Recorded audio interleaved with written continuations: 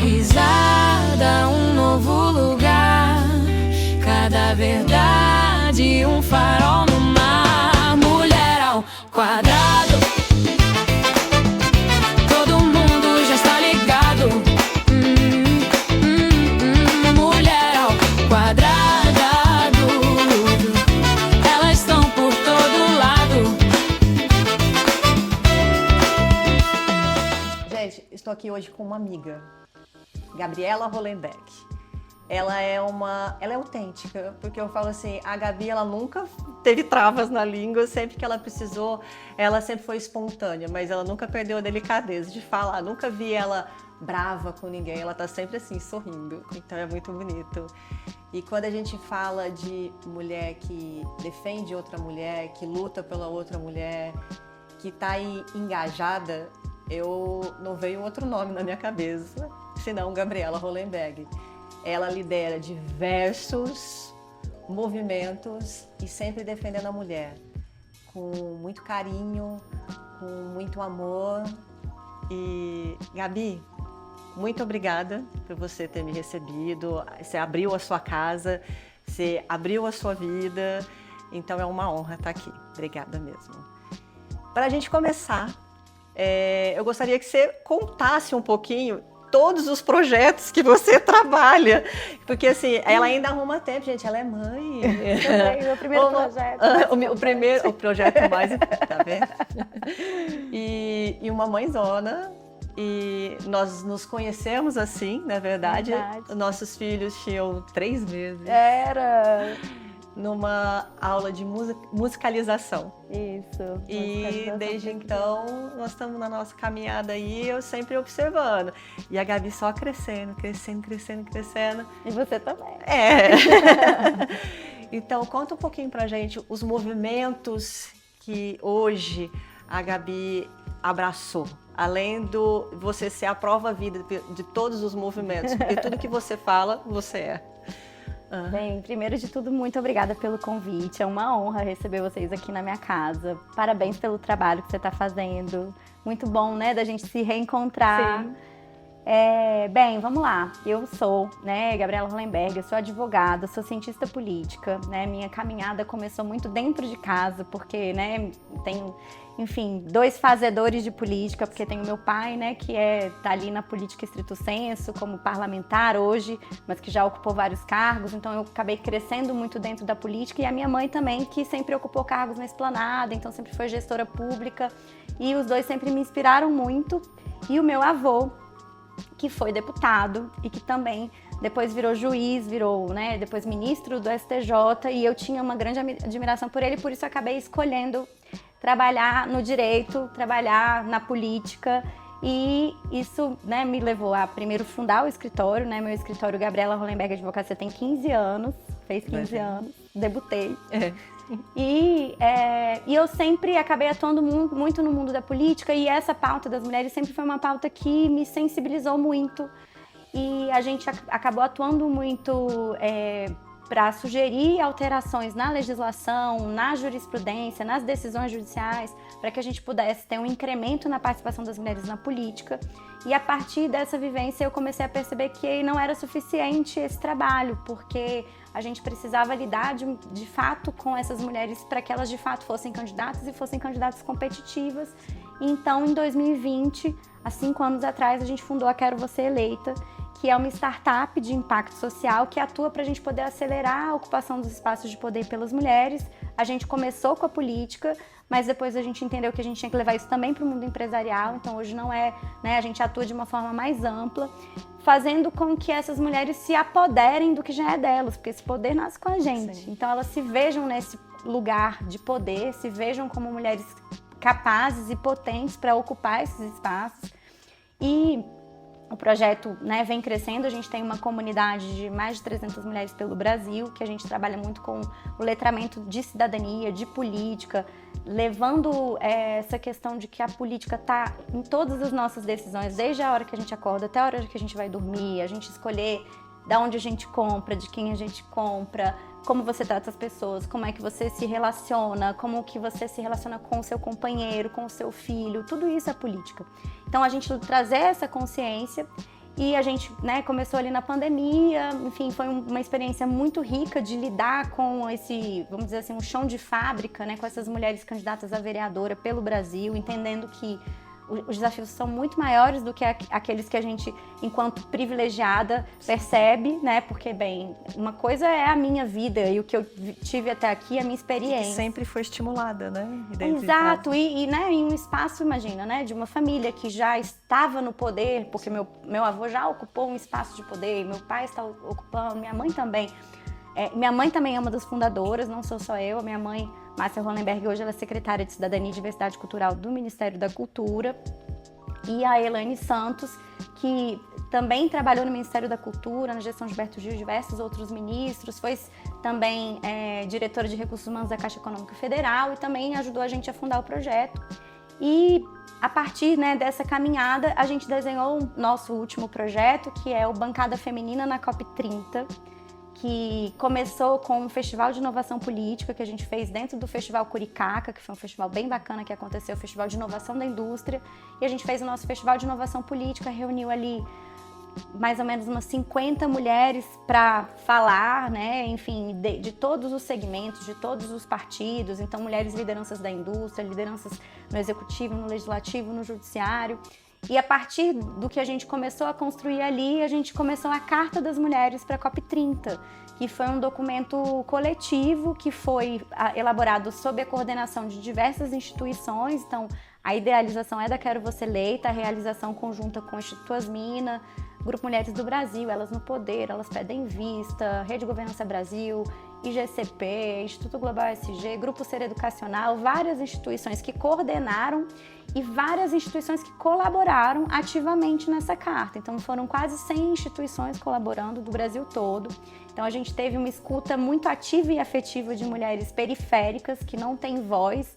Então, em especial quando a gente estava indo para uma COP que não tem mulheres nas mesas de decisão política e climática. E sendo que a gente tem 70%, né, das pessoas mais atingidas pelas vulnerabilidades climáticas, pela emergência climática, são mulheres. Então, exatamente para a gente poder trazer essas mulheres para ajudar na construção de soluções, foi que a gente construiu a Carta. E aí a Carta é esse documento vivo que a gente fez para a COP, fez várias entregas durante a COP. O projeto tem as suas embaixadoras, então a gente tem aí também mais de quase 100 embaixadoras pelo Brasil e aí diversas lideranças de renome, cada uma dentro do seu segmento. E assim, não apenas mulheres, lideranças empresariais, mas lideranças sociais, lideranças comunitárias, lideranças indígenas, para a gente poder de fato ter essa diversidade do que nós somos mulheres muito diversas. E traduzir esse grande poder que a gente já tem, porque na verdade nós somos mais da metade do eleitorado, nós somos mais da metade da população, o dinheiro também está na nossa mão, a caneta também está na nossa mão, então nada mais justo de que a gente ocupe todos esses espaços para que a gente possa ajudar a construir políticas públicas de qualidade e legislação de qualidade. Então, é muito revigorante ter participado de uma COP no nosso país, que eu brinquei, assim, para mim foi muito interessante, que eu entendi agora o que é para os homens ir para a Copa do Mundo, né? Tipo Copa do Mundo de futebol, eu fui para a Copa do Mundo da política. E eu que amo política, né, tá ali com gente do mundo todo, né, com lideranças de todos os espectros, de todos os lugares, assim, foi muito rico. E muitas mulheres incríveis. Então foi muito bacana, assim, essa troca, esse intercâmbio de informações, de conhecimento, de soluções. E agora a gente está desenhando aí os próximos passos, porque a carta é só o primeiro passo, né? A gente precisa agora materializar essa carta, fazer com que todas essas demandas virem políticas públicas e legislação. O mais interessante é que vocês não querem mulheres só por ser mulheres no poder, vocês querem mulheres capazes, que todas são, vocês brigam pela capacitação, vocês não é só colocar ela lá, pronto, acabou, não, nós estamos juntos, nós vamos construir, então... O mais bacana do projeto é isso, o projeto é suprapartidário, a Quero Você Eleita atua de forma suprapartidária e muito numa perspectiva de construção de pontes entre mulheres progressistas e conservadoras, porque a gente entende que tem muito mais pontos que nos unem do que nos separam. Então, ainda mais quando a gente fala de mulheres, porque nós temos muitos desafios comuns. Então, né, a nossa meta agora, a partir da carta, mas pensando aí já para o ano que vem, é dobrar a bancada feminina do Congresso Nacional, das assembleias, porque não faz mais sentido que a gente continue, né, com uma representação tão pequena e tão vergonhosa, porque, bem, nós somos 18% na Câmara, quando nós somos 52% do eleitorado, né?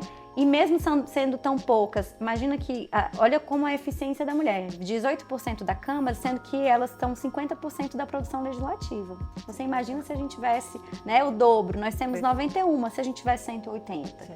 Então, e a gente tem números muito complexos, né, assim, para as mulheres, o que eu costumo trazer também, que para as mulheres o que importa é fazer e não quem faz, o importante é resolver o problema. Então as mulheres trabalham com autorias coletivas de projetos, elas querem saber de resolver mesmo, então elas não ficam se apegando ao personalismo, enfim, a aparecer, mas sim resolver.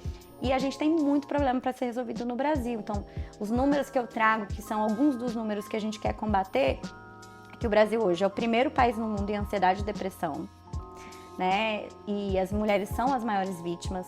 É o segundo país no mundo em burnout, e as mulheres também maiores vítimas. Segundo país no mundo em grávidas adolescentes, que é um número, assim, né, muito absurdo.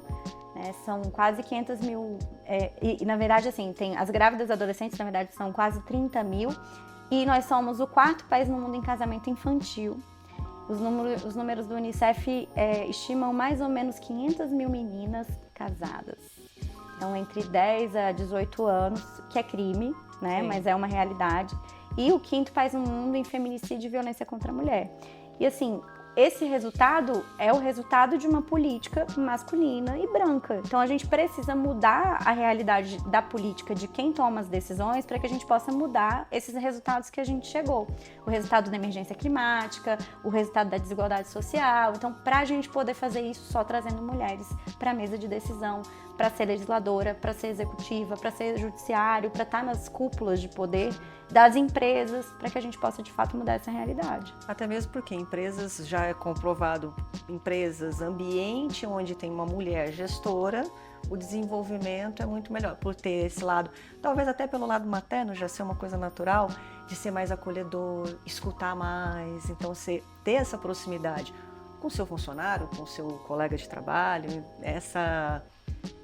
esse lado doce da mulher. E não que ela vai ser boba, né? Porque ela continua sendo forte, sendo firme, mas com um outro olhar de escutar mais. Um olhar inclusivo, né? Eu costumo dizer assim, primeiro que as mulheres trabalham na perspectiva do resgate do pertencimento, que assim, o pertencimento é o encontro do meu desejo de estar com o seu desejo que eu esteja. Então esse encontro é muito lindo, porque você traz aí a população para perto da política, porque ela se sente parte do processo. Ela não quer só que você faça para ela, mas ela quer fazer junto com ela. Então, assim, como é que você pode trazer? E aí você tem que trabalhar com a pedagogia política, porque as pessoas não entendem a competência dos poderes, o que é que faz uma governadora, o que é que faz um prefeito, o que é que faz um deputado.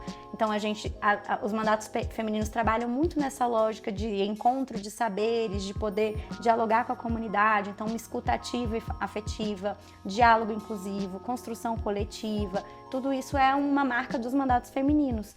Então, e muito uma política de paz, de diálogo, de realmente remar na mesma direção para a construção, e aí elas não se importam com o partido. De fato, a bancada feminina, quando você olha para o Congresso Nacional, é muito interessante, porque, até falando em especial da última gestão da bancada, a gente teve, né, a Benedita da Silva, que é um grande ícone, né, uma mulher negra constituinte do PT, que coordenou a bancada e fez isso ao lado de mãos dadas com a Soraya Santos, que é uma deputada branca, que é do mesmo estado dela, que em tese seria sua adversária, e que é do PL. Ou seja, PT e PL remando unidos na mesma direção. Só as mulheres fazem isso. Sim. E é por isso que a gente tem que trazer essa liderança feminina para dentro dos espaços de poder. Sim, a gente entende a diversidade não como rivalidade, mas sim como uma construção de algo melhor, de você se edificar mesmo e construir algo, enriquecer, né? Essa soma, né? essa soma, esse encontro de saberes, né? Eu chego com a minha experiência, você chega com a sua, e a partir desse encontro a gente pode fazer algo melhor. Sim, tem até a humildade de falar, olha, eu não sei tudo, mas olha que legal, eu posso aprender com você, mas eu posso também te passar uma outra experiência. Exatamente. E o Brasil ainda vive muito eleição só de 4 em 4 anos, ou no caso aqui nós, 2 em 2 anos, né? Porque a gente se preocupa em diferentes. As pessoas, elas ainda não têm isso dentro de casa. Ninguém discute, né? Você chegar com o seu filho, com o seu marido. Na verdade, discute para brigar, né? Porque depois que virou essa polarização, os grupos de WhatsApp da família, cada um para de falar com o outro e briga e manda não sei o quê, e manda conteúdo de fake news, não verifica, enfim. Mas é justamente isso que a gente precisa desconstruir. E é por isso que eu acredito muito numa política mais feminina. Porque a gente precisa acabar com essa polarização, ela de fato não está levando a gente para um bom lugar, né? A política se tornou um ambiente muito tóxico, muito violento, e é uma escalada de violência que a gente vê acontecer. Então eu tenho uma palestra que eu dou, né, pelo Brasil, que chama Por que Quero Mulheres Eleitas, e a gente começa ela com áudios de violências reais dirigidas a mulheres na política. E é sempre muito chocante, as pessoas quando escutam falam, o que é isso? O que é isso? É a realidade, né? Assim, toda mulher que se lança no desafio da política coloca em risco a sua própria existência, a sua vida. Então, assim, não importa o país, não importa o partido, não importa, todas elas. Então, assim, as violências que são dirigidas, a violência política que acontece no Brasil e no mundo é uma coisa muito grave. Então, assim, a gente não precisa só trazer as mulheres para a política, a gente precisa fazer com que elas permaneçam. E esse é o desafio. Porque, né, poxa, e nós, né, que somos mães, então, assim, tava falando, né, dos meus projetos. Meu filho, né, depois que o Rafa nasceu, foi que eu tive essa... né? A gente não consegue mais olhar para o mundo e não se incomodar de falar assim, peraí, eu preciso fazer alguma coisa, eu preciso fazer a minha parte para que esse mundo possa ser um lugar melhor. O que eu puder fazer e tiver ao meu alcance, eu quero fazer. Daí surgiu toda essa ideia e a gente montou a Quero Você Eleito, porque foi um pouco esse ímpeto meu, depois de ser mãe. Então, é um pouco esse olhar, falar, gente, não posso, como é que eu, né, assim, como é que eu vou fazer para que a gente tenha, né, saúde, a gente tenha educação, a gente tenha um país livre da violência, porque assim, a violência que está na política, ela também é um retrato da violência que está na sociedade, em casa, em todos os espaços. O Brasil está sendo, assim, tomado pelo crime organizado. Sim. E aí, o que a gente vai fazer sobre isso? Né? O Brasil, daqui a pouco tempo, vai virar todo o Rio de Janeiro. Porque, assim, se você for olhar para os estados e para as capitais, isso já é uma realidade. Sim, a gente está vivendo preso, né? E todo mundo está aí solto na rua, e os nossos filhos, o que vão virar com eles? Exatamente, né? Enfim. Então, é muita coisa, né? E, de fato, tem que ter aí um pacto civilizatório para a gente poder mudar isso. Não vamos chegar lá se a gente continuar sendo o último ou o penúltimo país da América Latina, do Sul Global em participação feminina. Isso é uma vergonha. E assim, ainda mais quando a gente olha, assim, na minha perspectiva é o seguinte, primeiro isso tem que ser uma política de Estado, não do governo. Por quê? Porque a gente precisa entender que quando a gente fala de mulher nos espaços de poder e nos espaços de decisão, a gente está falando de produto interno bruto, a gente está falando de economia, a gente está falando de produção. Quantos trilhões teriam de incremento se a gente tivesse as mulheres, por exemplo, recebendo o mesmo que os homens, que já é algo que é já garantido pela Constituição desde 88, mas que só agora que tem uma lei de igualdade salarial e que mesmo assim ainda não é uma realidade, né? Sim. Porque a gente faz o mesmo trabalho e recebe 20% menos. Às vezes até com capacidade maior, porque também já é provado isso. Também, com certeza. E assim, e aí, vamos lá, vamos falar de maternidade. A maternidade tem que ser sustentável. Não adianta mais a gente criar filhos como se a gente trabalhasse, como se a gente não trabalhasse e trabalhar como se a gente não tivesse filhos. Isso é o que leva a gente para o burnout. Não tem como, a gente não vai conseguir, da forma como está hoje, não funciona. Então, como é que a gente pode fazer, né, ser melhor? Por que a gente não pode ter, por exemplo, as escolas, o horário da escola ser mais pensado para a mulher que trabalha? Porque a gente tem que sair correndo e tal. Entendeu? É uma logística que o mundo não é pensado para as mulheres. Sim. Então, vamos fazer as mulheres pensarem esse mundo e fazer ele acontecer, né? O tanto que é revolucionário quando a gente vai, por exemplo, um Congresso Nacional, tem lá uma deputada amamentando seu filho dentro do Congresso. É sobre isso, porque as crianças, elas têm que ser incluídas em todos os ambientes. Então, assim, é muito revolucionário, muito interessante, assim, é de fato uma paixão, né, para mim, trabalhar com isso. Porque essa mulher eleita, talvez esse lado vida dela só é exposto na eleição para derrotar ela, Sim. não para colocar ela. Sim. E na hora que ela mostra isso como parlamentar lá, a realidade dela, opa, peraí, não, aqui não pode. Por que não? É ela, essa até é o pouco que faz. tempo, e até em vários estados ainda não tem, licença maternidade para parlamentar. Ela levava falta, correndo o risco de ser caçada, porque ela estava de licença maternidade. Olha só que loucura. Aquelas que fazem as leis, entendeu? Sim. Sofrendo com isso. Por quê? Porque a maioria é masculina, né? As prefeitas também, enfim, a Cíntia, né, que foi prefeita lá de Palmas, também a mesma coisa, foi mãe quando ela era prefeita e aí ela não podia, obviamente, se afastar porque ela era do executivo, mas assim, vários questionamentos, como é que faz, como é que não faz, então, assim, por quê? Porque as mulheres não estavam nesses espaços. Até banheiro é uma realidade, banheiro feminino. No Senado tem 10 anos que tem banheiro feminino, olha que coisa maluca, entendeu? No Supremo Tribunal Federal, a mesma coisa, tem pouco tempo que tem. Por quê? Porque não tinha mulher lá, né? E aí a gente vê, por exemplo, que é assim, absurdo, né? A gente só tem uma mulher no Supremo Tribunal Federal. Sim. E uma mulher branca. Então aí a gente tem lá uma chance enorme de fazer uma mudança tão grande como a gente teve agora, né? Com a última vaga que foi aberta.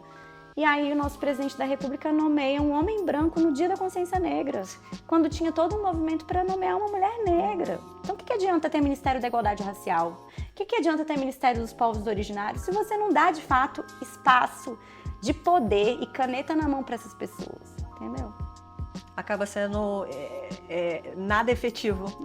É só mais um gasto. Porque uma coisa é você faz marcha das mulheres, faz a conferência das mulheres, mas, cara, eu quero na prática. O efetivo. Porque só fazer isso para... Quantas vagas foram abertas, né? Quantas nomeações aconteceram? Nenhuma mulher. Né? Enfim. Aí na hora da eleição, lembra, né? Porque é mais da metade do eleitorado, né? Agora a mulherada tem que lembrar também que o seu voto tem poder, né? Quem é que você vai votar na próxima eleição, né? E essa cobrança, querendo ou não, é na hora da eleição. E não só pelo que foi prometido, mas aquilo que foi feito durante todo esse tempo. E as pessoas votam e se esquecem de quem votaram, não cobram das pessoas, né, o que elas prometeram. Então, acho que é um pouco também a sociedade entender o poder que elas têm. Né? Não só na hora de votar, mas na hora de cobrar, porque todo mundo tem essa legitimidade. Se você votou no seu deputado, na sua deputada, você tem todo o poder de ir lá cobrar o posicionamento que ele está tendo, né? E não ficar alheio, porque aí fica fácil, né? Porque aí a pessoa está eleita, ela não dá satisfação, aí daqui a 4 anos ela vai lá pedir o voto, e aí de repente você vai vender teu voto, porque também tem um monte de venda de voto, porque infelizmente isso também é uma realidade no Brasil. Sim. Então é muito estrutural, e a gente entender que a gente tem todo o poder, toda a legitimidade para atuar politicamente mesmo sem ter mandato. Porque é isso, assim, a política a gente faz todo dia. Sim. Por exemplo, eu, né, decidi que agora eu só vou usar empreendedoras. Então, assim, isso aqui é de uma mulher, isso aqui é de uma mulher, isso aqui é de uma mulher. Então, isso é uma decisão de vida. Por quê? Porque eu posso influenciar, eu posso, né, ao invés de estar, de repente, privilegiando uma grande marca, estou comprando de uma marca artesanal, estou comprando de uma marca de uma mulher que emprega outras mulheres, sim, que se preocupa com o produto, se o produto é natural, se o produto é sustentável, se ele é certificado, né, que não faz trabalho escravo. Tudo isso é, né, você também fazer o seu letramento de consumo, né? A gente não tem isso, a gente não aprende isso na escola, não, né? Então, para mim, está sendo uma grande transformação, até por conta dessa história da COP, né, da gente poder ter feito a Carta das Mulheres para a COP 30 e a gente entender mais sobre isso.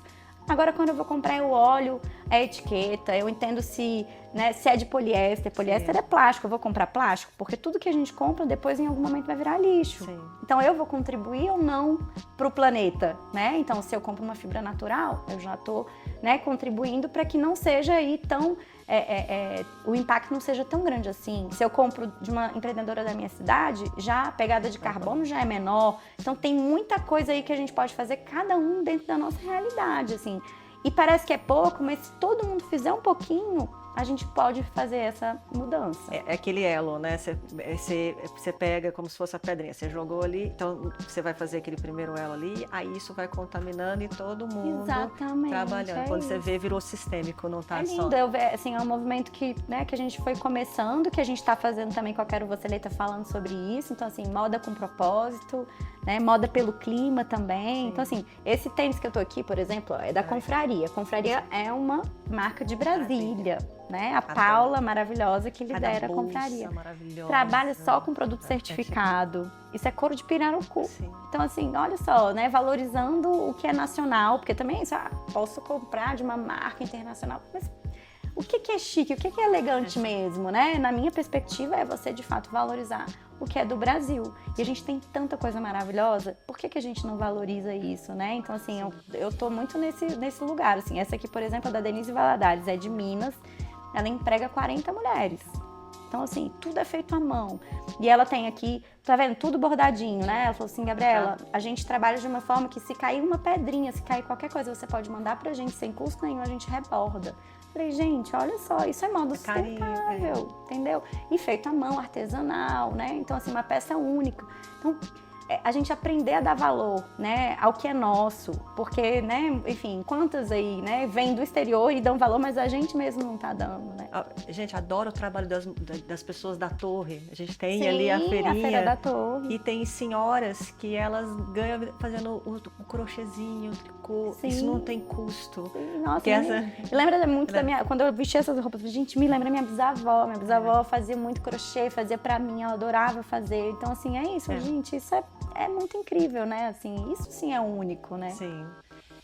Gabi, agora se você pudesse, porque a maior parte das pessoas que estão assistindo são empreendedoras ou aspirantes a empreendedora, para você encorajar essa mulher, tanto para a política quanto para sair, porque é o que a gente fala, a mulher ela precisa, ela já é empreendedora desde que ela nasceu. Sim. Ela empreende a todo momento, ela desde ser mãe, desde cuidar dos detalhes, mínimos detalhes da casa dela. Então isso já é uma magia que é da mulher. Se você pudesse olhar para essa mulher agora e fazer ela sair desse casulo, perder esse medo, que às vezes o que falta só é coragem, que potência ela tem muito lá dentro. Sim. Se pudesse olhar para ela e dar um conselho, o que você falaria para ela, Gana? Vamos lá, a primeira coisa que eu diria é o seguinte, tem uma frase, né, que eu carrego comigo, é de uma música da Suede Nunes, que é uma cantora baiana, uma cantora negra do Recôncavo, e que ela fala, eu tenho ela tatuada aqui, né? Eu sou uma, mas não sou só, né? Eu acho que a gente precisa entender que a gente não tá sozinha, né? A gente precisa buscar apoio e buscar abrigo, apoio nos lugares certos. Então tem muitas mulheres que vão poder te ajudar, que vão poder te aconselhar, que vão poder te dar as mãos para que você possa de fato avançar. Então é importante você construir essa rede de apoio, você ter, né, quem te aconselhe, quem possa te mentorar. Tem muitas redes, né? Sim. Como você tá aí, por exemplo, no SEMEC. Né? O SEMEC é uma rede de apoio importante, o Sebrae, né? O Sebrae tem tanta coisa legal para você conseguir de fato construir um plano de negócio, entender o que é um negócio, né? Não sair só fazendo, se aventurando sem, né? Porque no fim às vezes você vai estar pagando para trabalhar, então você aprender a calcular tua luz, tua água, teu tempo, porque tudo isso, né, é insumo, tem que ser calculado para você de fato poder ter um produto que depois vai ser rentável. Enfim, tem linhas de crédito. A gente participei de um evento hoje, a Margarete Coelho, que é a diretora de Administração e Finanças do Sebrae Nacional, falando de como ela, na verdade, né, imagina, ocupando o espaço que ela tá, ela criou a possibilidade de ter o aval, né, o aval no caso de ser avalista dos empréstimos das microempreendedoras mulheres, e ela bancou de ser 100% de aval. E não tinha isso no Sebrae, nunca era 100%, era sempre um percentual. E no máximo 80% quando chegava 80%. E ela falou, não, tem que ser 100% para as mulheres. E a surpresa mais incrível foi que ela emprestou 500 milhões e teve 100% de adimplência. 100% de adimplência, não teve inadimplência das mulheres. Então, assim, olha que revolução que é isso, né? Mas hoje, então, você tem que saber onde buscar, porque não é todo lugar que você vai conseguir, por exemplo, ter um crédito e não pagar um percentual de juros maior, né? Então, saber quando buscar... Ou igual até um homem, porque tem essa Exatamente, diferença. O homem ele já tem um crédito maior do que o da mulher. Isso, às vezes a mulher paga um juros maior do que os homens, muito embora elas sejam mais adimplentes também, que é um erro, mas é o que acontece. Então, assim, que você não se sinta só, né? Que você tenha onde buscar. Eu gosto muito eu sou uma pessoa apaixonada pela natureza, né? Então, tem uma analogia, uma metáfora que eu gosto muito da natureza, que é, assim, a linguagem das árvores, né? As árvores, elas se comunicam num raio de 40 quilômetros com as outras árvores. Então, por que nós não fazemos a mesma coisa, né? Por que a gente não constrói essa rede ao nosso redor, né? De 40 quilômetros, né? De mulheres que possam estar se ajudando. Porque essa sempre foi uma realidade, né? A gente sempre viveu em comunidade. E não é à toa que a gente tem aquele ditado que é africano que fala, né? Que é preciso de uma aldeia para criar uma criança. Porque todo mundo é responsável por essa criança, né? E todo mundo se ajuda e aí sim a gente cria um cidadão, uma cidadã que de fato, né, tá ali integrada, que se importa, que, né, que tem seus direitos e seus deveres e que de fato, né, corresponde ao que é esperado, né, enfim. Então, que essa mulher possa, né, ter essa rede de apoio, saber onde buscar, enfim, conhecer, né, tantas lideranças bacanas que tem por aí e se aproximar também da política, né, para saber quem são as mulheres que ela vai apoiar na próxima eleição, em quem que ela vai votar, será que não é ela que tem que ser candidata, né? Então, assim, se ver esse lugar de poder, né, saber o poder do seu voto, saber que ela também precisa ser ouvida, né, que o que ela demanda tem valor, que a sua voz precisa ser ouvida, né, e que ela não se cale.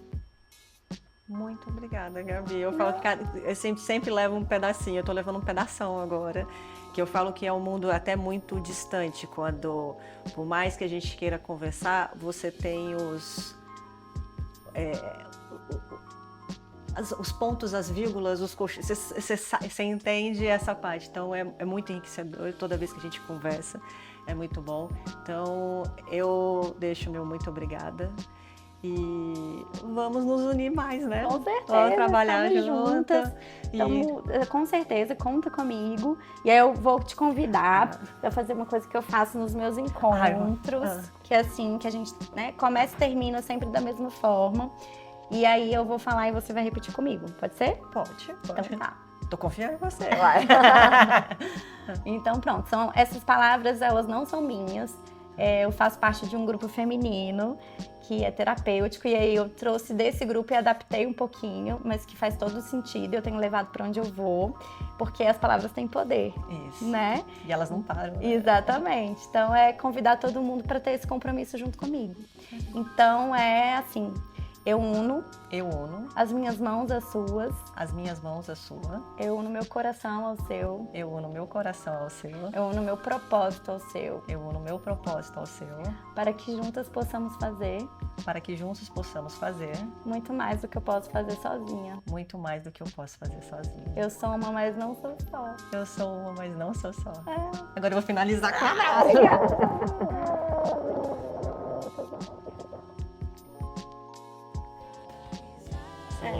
quando a gente sente o coração bater, isso é muito bom. Muito bom, obrigada. Eu que agradeço. Eu sou Caroline Chiodi da Alcol. Eu sou Gabriela Hollenberg, da Gabriela Hollenberg Advocacia e da Quero Você Eleita. Esse é mais um episódio do Mulher ao Quadrado.